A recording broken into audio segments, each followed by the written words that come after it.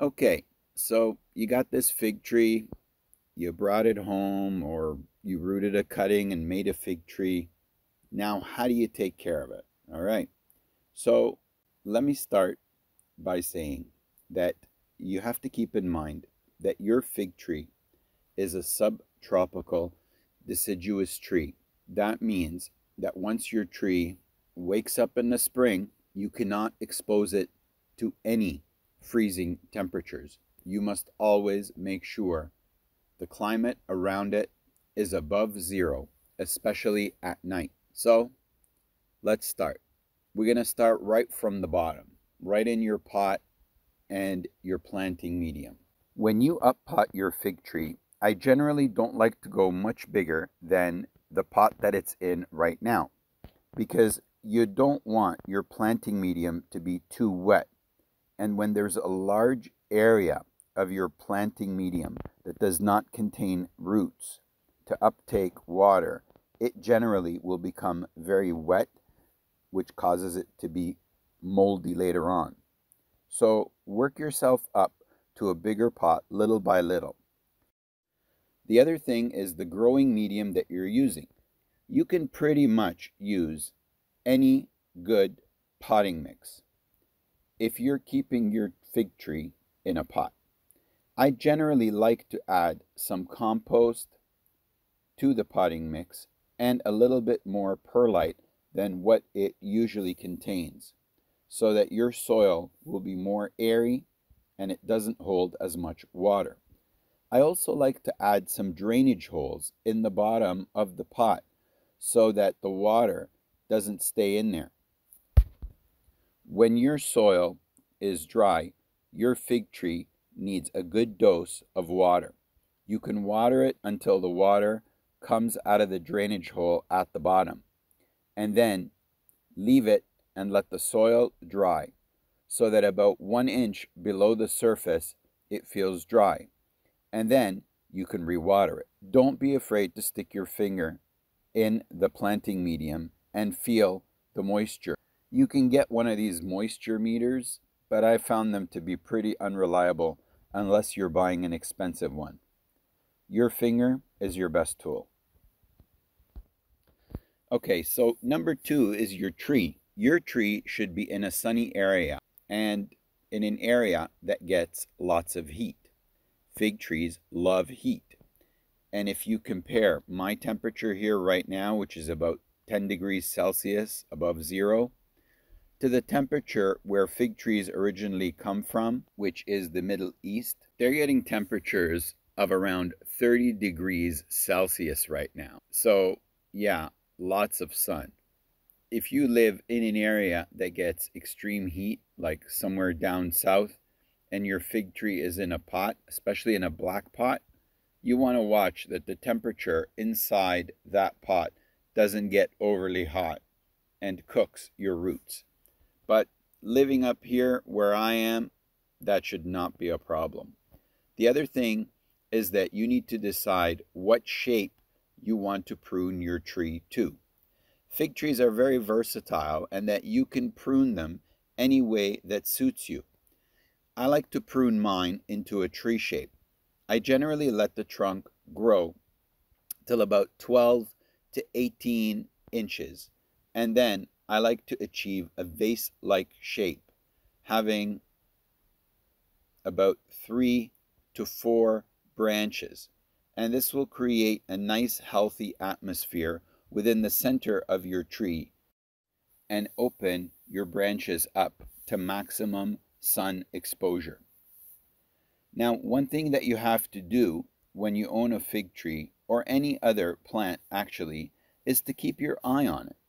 Okay, generally fig trees need a lot less attention than most other plants, but that doesn't mean that you could just throw it outside and not worry about it, never look at it, and just wait for it to pop out a bunch of figs so you can pick them and eat. You need to constantly inspect your tree. Make sure there's no weird insects on it. Make sure there's no ants circling around it. Incredibly, ants can be very dangerous to a fig tree, and many other plants. If they start climbing up and down the tree, they could be planting scale on your tree, which is a whole other category. And I'm not going to get into that right now, but basically inspect your leaves, inspect your branches, look for any holes in your wood. Every day you should be checking your tree, and if you see something, you got to research what to do about it. You can write me a message. I'm always available to help you out. All right, number 3 is nutrition. Your tree needs nutrition. Every living thing in this world, and humans included, needs some sort of nutrition. And for trees and plant, even grass, that comes in the form of plant food or fertilizer.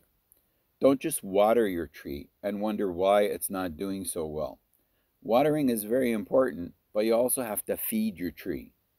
I'm going to be making a separate video at some point about fertilizer and nutrition, but at this point, all you need to know is the beginning of the season, for the first month, you need to be giving your tree a fertilizer that's high in nitrogen. For example, this Miracle-Gro All-Purpose is high in nitrogen. And I know that by looking here at the label, and I could see the number 24, the first number. This represents the amount of nitrogen in this particular plant food. Any fertilizer or plant food, whether organic or chemical, they will always have these 3 numbers on them somewhere in the front, in the back.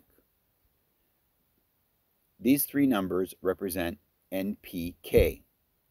An easy way to remember this is you need more N in the beginning of the season, more P in the middle of the season, and more K at the end of the season. So N is the nitrogen, P is the phosphorus, and K is the potassium. Nitrogen, phosphorus, and potassium. In the beginning of the season, to get your trees growing, you need nitrogen.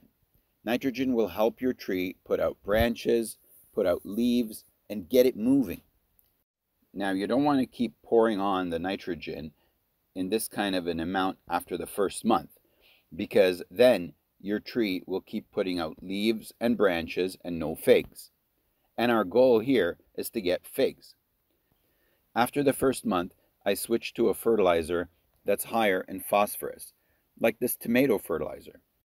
You could see the middle number is higher than the all-purpose. Phosphorus helps your tree put out its fruit and helps with the fruit development. Finally, the potassium is what gives your tree its overall health and root development. So the way that I do it is I would take a look at the recommended levels, and I would just use half the recommended levels to avoid hurting the tree. This way, you will not have a chance to hurt your tree.